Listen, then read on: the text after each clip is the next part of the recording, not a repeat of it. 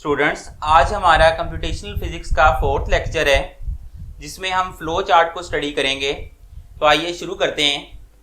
आपके सामने वर्ड लिखा हुआ है फ्लो चार्ट। इसके दो हिस्से हैं। पहला वर्ड है फ्लो और दूसरा वर्ड है चार्ट।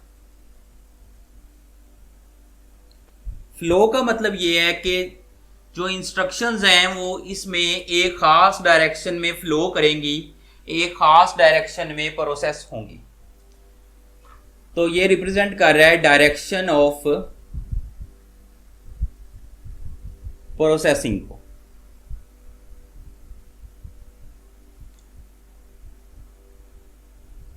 दूसरा वर्ड इसमें है चार्ट। चार्ट से मुराद ये होती है कि कोई ऐसी चीज जिसमें सिंबल्स की मदद से किसी बात को समझाया जाए। तो यहाँ पे इंफॉर्मेशन जो है, जो इंस्ट्रक्शंस हैं, वो इंस्ट्रक्शंस आपको मिलेंगी इन सिंबॉलिक फॉर्म।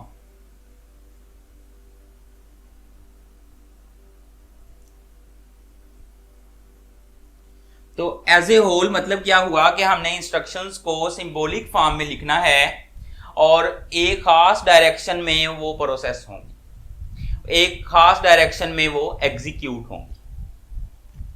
अब हमारे पास एक मॉडल के तौर पे फ्लो चार्ट मौजूद है जिसमें हमारे पास एक स्टूडेंट है, उसके 2 सब्जेक्ट्स के मार्क्स उससे लेने हैं और उसके बाद उन मार्क्स की हमने टोटल फाइंड करना है, एवरेज फाइंड करनी है और ये दोनों चीज़ें फिर उसको बतानी। तो किस तरह से होगा, सबसे पहले स्टार्ट करेंगे। उसके बाद सपोज फिजिक्स और कंप्यूटर 2 सब्जेक्ट्स हैं। पहले फिजिक्स के मार्क्स स्टूडेंट से लेके हम ए में स्टोर कर देंगे। ए एक वेरिएबल का नाम है। फिर हम कंप्यूटर के मार्क्स उसी स्टूडेंट से लेंगे और उसको बी में स्टोर कर देंगे। यहाँ पे हमने क्या करना है, ए और बी जो दोनों में मार्क्स हैं उनको ऐड कर देना है, वो सम में चले जाएंगे। एवरेज लेने के लिए सम को हम 2 से डिवाइड करेंगे क्योंकि इस तरह 2 सब्जेक्ट्स के मार्क्स जो हैं वो हम काउंट कर रहे हैं। तो सम को 2 से डिवाइड करेंगे, एवरेज आ जाएगी। फिर हम प्रिंट करेंगे सम की वैल्यू को, यानी उसका सम टोटल कितने मार्क्स हैं, और फिर प्रिंट करेंगे एवरेज की वैल्यू को, यानी उसके एवरेज मार्क्स कितने हैं। और इस तरह से ये जो फ्लो चार्ट है वो एंड कर देगा। इसी तरह की मिलती जुलती चीज़ पिछले वीडियो में हमने एल्गोरिदम के बारे में समझी थी। वहाँ पे फ़र्क ये था कि वहाँ पे इंस्ट्रक्शंस 1 2 3 4 5 की फॉर्म में लिखी हुई थी और वहाँ पे सिंबल्स यूज़ नहीं थे किए, जैसे यहाँ पैरेललोग्राम यूज़ किया है, रेक्टेंगल यूज़ किया है, ये ओवल शेप यूज़ की। तो इस तरह से आपको फ्लो चार्ट का थोड़ा सा बेसिक आइडिया मिल गया। अब अगर आप खुद से फ्लो चार्ट बनाना चाहें तो आप फ्लो चार्ट कैसे बना सकते हैं। आपको लग रहा होगा कि बड़ा आसान है, कोई भी सिंबल कहीं पे बना देना है। ऐसा नहीं है। आपने सिंबल्स बनाते हुए बहुत ज़्यादा एहतियात करनी है। हर शेप जो है वो हर चीज़ के लिए हम इस्तेमाल नहीं कर सकते। मिसाल के तौर पे अगर हमने स्टार्ट करना है तो ओवल शेप से ही करना है। इस तरह से काफ़ी सारे यहाँ पे चीज़ों का ख्याल रखना पड़ता है। ये सारी चीज़ें मैं आपको 1 बाय 1 बताता हूँ। सबसे पहले नंबर 1 पे आप चाहे स्टार्ट कर रहे हो फ्लो चार्ट को, चाहे आप उसको एंड कर रहे हो, दोनों सूरतों में आपने जो शेप यूज करनी है वो ओवल शेप है। और ओवल शेप किस तरह से होती है, ये आपके सामने ओवल शेप बनी हुई है। कॉर्नर नहीं बनाने, गोल करनी है साइड से। तो ये ओवल शेप, जैसे ये स्टार्ट बनाया है, ये एंड बनाया। नंबर 2 पे आ जाएं। कोई चीज इनपुट कर रहे हैं, यानी फ्लो चार्ट में कोई चीज़ बाहर से आ रही है, वो इनपुट है। जैसे यहाँ पे मार्क्स स्टूडेंट के जो है वो इनपुट किए जा रहे हैं। फिजिक्स के मार्क्स इनपुट किए, यहाँ पे कंप्यूटर के मार्क्स इनपुट किए। तो ये जो इनपुट है, जो बाहर से चीज़ फ्लो चार्ट के अंदर आ रही है, डेटा आ रहा है, उसको हम इनपुट कहेंगे। और आउटपुट का मतलब है कि जो डेटा फ्लो चार्ट से बाहर जाएगा। मिसाल के तौर पर सम हम स्टूडेंट को बताएंगे तो ये फ्लो चार्ट से बाहर जा रहा है। एवरेज हम स्टूडेंट को बताएंगे, ये भी फ्लो चार्ट से बाहर जा रही। तो ये जो चीज बाहर जा रही है ये आउटपुट है। इनपुट और आउटपुट दोनों के लिए एक शेप यूज करनी है, वो है पैरेललोग्राम। आपके सामने बनी हुई है।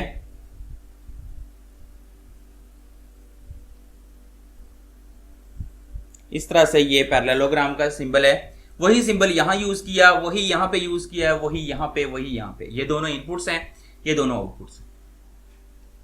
उसके बाद जो तीसरा मेजर पार्ट होता है किसी भी फ्लो चार्ट का, वो होता है प्रोसेस करना। प्रोसेस का मतलब क्या है कि कोई कैलकुलेशन कर रहे हैं आप, वो प्रोसेस है। मिसाल के तौर पे यहाँ पे सम आपने किया, ये एक प्रोसेस किया, प्रोसेसिंग है। उसी तरह से ये आपने सम को 2 से डिवाइड किया, ये भी प्रोसेसिंग की एग्जांपल है। तो प्रोसेस जो है वो हमेशा आप रेक्टेंगल शेप उसके लिए यूज करेंगे।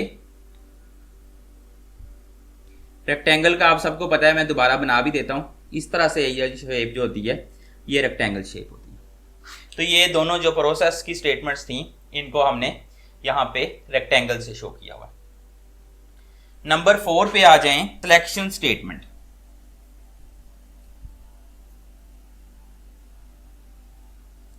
कि अब आपने जो है वो सिलेक्शन करनी है। एक से ज्यादा अगर आपके पास इंस्ट्रक्शंस हैं, और यानी 2 इंस्ट्रक्शंस हैं, और उनमें से आपने किसी एक को एग्जीक्यूट करना है, किसी एक को छोड़ना है, तो ये प्रोसेस होगा सिलेक्शन का।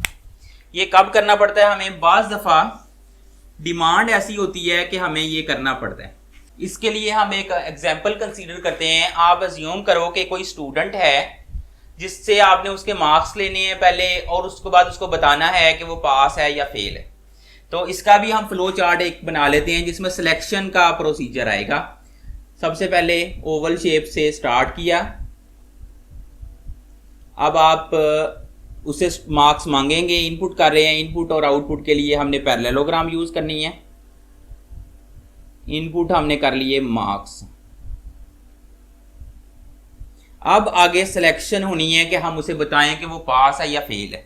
तो सिलेक्शन के लिए हमने डायमंड सिंबल यूज करना है। ये सिलेक्शन यहां हो रही है, इसके लिए डायमंड सिंबल यूज होगा। एरो लगा देते हैं यहां पे। अब यहां पे क्या होगा? मार्क्स जो हमने इनपुट किए हैं वो ग्रेटर देन इक्वल टू 40। अगर तो ये स्टेटमेंट ट्रू है तो फिर ये ट्रू वाली डायरेक्शन में हम प्रोसीड करेंगे, और हम क्या डिस्प्ले करेंगे, उसे क्या बताएंगे? हम उसे बताएंगे कि वो पास है। प्रिंट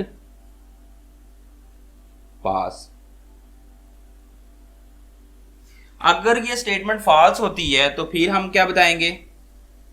बहुत इजी है। फिर हम उसे बताएंगे, अब ये आउटपुट है, ये भी हमने पैरेललोग्राम शेप में बनानी है। Print fail. उसके बाद ये आगे चला जाएगा यहां से। तो अभी के लिए सिर्फ इतना ही अंडरस्टैंड करते हैं। तो जो यहां पे ये जो स्टेटमेंट है, ये जो इंस्ट्रक्शन है, ये सिलेक्ट करेगी कि इस स्टेटमेंट ने एग्जीक्यूट होना है या इसने एग्जीक्यूट होना है। तो ये सिलेक्शन स्टेटमेंट है, इसके लिए डायमंड सिंबल यूज किया। ये वाला सारा डायमंड सिंबल है। अगर हमने अभी तक जो चीजें देखी हैं उनको रिव्यू करें तो ज्यादातर जो चीजें होती हैं उनमें एक ही इनपुट होती है और वहां से एक ही आउटपुट जा रही होती है। मिसाल के तौर पे ये इनपुट स्टेटमेंट है यहाँ पे, तो यहाँ पे एक एरो आ रहा है, एक ही एरो बाहर जा रहा है। उसी तरह आउटपुट में देखें तो यहाँ पे भी एक एरो अंदर आ रहा है, एक बाहर जा रहा है। लेकिन सिलेक्शन जो है ये एक ऐसी चीज है जो थोड़ी डिफरेंट है। इसमें एक एरो अंदर की तरफ आएगा और आगे 2 में से एक डिसीजन होना है, तो 2 एरोज इससे बाहर की तरफ जा रहे होंगे। नंबर 4 पे हमने सिलेक्शन कर ली। नंबर 5 पे आ जाएं। इस चार्ट में आपको कौन सा सिंबल और नजर आ रहा है जिसके बारे में अभी हमने बात नहीं की, अभी तक आप देख चुके हैं? तो वो आपको नजर आ रहा होगा कि अभी तक हमने लाइंस की बात नहीं की, ये जो एरोज बनाए हैं इनकी बात नहीं की। इनको कहते हैं फ्लो लाइंस। ये बताती हैं फ्लो की डायरेक्शन को, यानी ये बताती हैं कि आपका प्रोग्राम में अब अगली इंस्ट्रक्शन कौन सी एग्जीक्यूट होनी है, ये उस डायरेक्शन में जाती हैं। और फ्लो लाइंस जो हैं ये, इनको हम एरो की मदद से इस तरह जाहिर करते हैं कि ये फ्लो लाइन है। उसी तरह ये आपके पास फ्लो लाइन है। नेक्स्ट चीज जो हमारे काम आ सकती है, जो फ्लो चार्ट का हिस्सा है, 6 पे आ जाते हैं, वो है कनेक्टर। जब भी 2 स्टेटमेंट्स आ रही हो, जैसे यहां पे 2 लाइंस आ रही, तो इनको डायरेक्ट से आपने किसी तीसरी चीज के साथ नहीं मिला देना, इनको आपने हमेशा कनेक्टर के साथ ज्वाइन करना है। कनेक्टर हमेशा सर्कल की शेप का होता है, तो कनेक्टर की शेप क्या है, सर्कल है, और सर्कल इस तरह से बना लें तो ये इस शेप का होता है। यहाँ पे आपको कनेक्टर नजर आ रहा है। अगर आपने एंड करना है, यहीं पे एंड नहीं कर सकते आप पहले कनेक्टर लगाओगे, उसके बाद आगे जाके नीचे लेके जाके इसको एंड करोगे, नीचे लेके जाके आगे आप ये एंड लगा दोगे। मैं इसलिए नहीं यहाँ लगा रहा कि ये व्हाइट बोर्ड से आपकी कैमरे की रेंज से बाहर ना चला जाए, तो जस्ट इसको नीचे लेके जाके आपने एंड कर देना। 7th नंबर पे हम फ्लो चार्ट में फंक्शन कॉल को यूज कर सकते हैं। फंक्शन कॉल का सबसे पहले देख लें शेप क्या है, रेक्टेंगल शेप होगी, लेकिन दोनों साइड पे इस तरह से डबल लाइंस होंगी। ये फंक्शन कॉल है। इससे क्या मुराद है, मुराद ये है कि अगर सेम सेट ऑफ स्टेटमेंट्स ही प्रोग्राम में बार बार आ रहा है तो उसको बार बार लिखने की बजाय हम उसको एक दफा डिफाइन कर लेते हैं साइड पे, और जहां पे भी ये फंक्शन यूज करते हैं इसका मतलब ये होता है कि ये वो सारी स्टेटमेंट्स जो साइड पे डिफाइन की हुई हैं वो इसके अंदर खुद ब खुद शामिल हैं। तो इस तरह से लिखने में वक्त का बच जाता है, बार बार चीजें नहीं लिखनी पड़ती। तो ये फंक्शन कॉल है। आमतौर पे जो हम फ्लो चार्ट्स करेंगे अपने लेवल पे उसमें ये इस्तेमाल नहीं होता, जस्ट जो है वो एमसीक्यू के लिए आपको इसका जस्ट पता होना चाहिए। और आखिरी चीज जो 8वीं चीज है वो है, इसको प्रिपरेशन का नाम देते हैं, और इसकी ये शेप होती है। ये ज्यादातर लूप वगैरह को डिसाइड करने में कि कब तक चलेगी इस्तेमाल हो सकती है, लेकिन इसको भी हम यूज नहीं करेंगे। तो जस्ट इसका आपको एक रफ सा आइडिया हो तो ठीक है। अदरवाइज जो पहली 6 जो चीजें बताई हैं आपको वो आपके सिलेबस के लिहाज से, कंप्यूटेशनल फिजिक्स के लिहाज से इंपॉर्टेंट हैं। ये दोनों चीजें जो हैं वो खालसतन कंप्यूटर वालों के लिए हैं। अब हम देखते हैं कि फ्लो चार्ट के क्या एडवांटेजेस हैं और क्या ड्रॉबैक्स हैं। इसका सबसे बड़ा एडवांटेज जो है वो ये है कि ये पढ़ने में बहुत ज़्यादा आसान होता है। जो पढ़ने वाला है वो एक नज़र इस पे डालता है, उसको खुद ब खुद अंदाज़ा हो जाता है कि इसमें क्या चीज़ जो है वो लिखी हुई है। इसको पिक करना बहुत ही आसान है, बहुत ईजीली अंडरस्टैंडेबल होता है। अब इसके डिसएडवांटेजेस अगर देखें तो इसके डिसएडवांटेजेस में पहला डिसएडवांटेज ये है कि इसको बनाने में बहुत ज़्यादा टाइम कंज्यूम होता है। दूसरा डिसएडवांटेज ये है कि इसको अगर एक दफ़ा बना लें या प्रॉब्लम की नौइयत थोड़ी सी भी चेंज हो जाए तो इसको मॉडिफाई नहीं किया जा सकता, इसको नए सिरे से बनाना पड़ता है। इसमें कोई चेंज करना पॉसिबल नहीं होता, इतनी आसान नहीं होता। और लास्ट में अगर प्रॉब्लम आपकी बहुत ज़्यादा कम्प्लेक्स हो तो वहाँ पे आपके लिए फ्लो चार्ट का इस्तेमाल जो है वो पॉसिबल नहीं होता।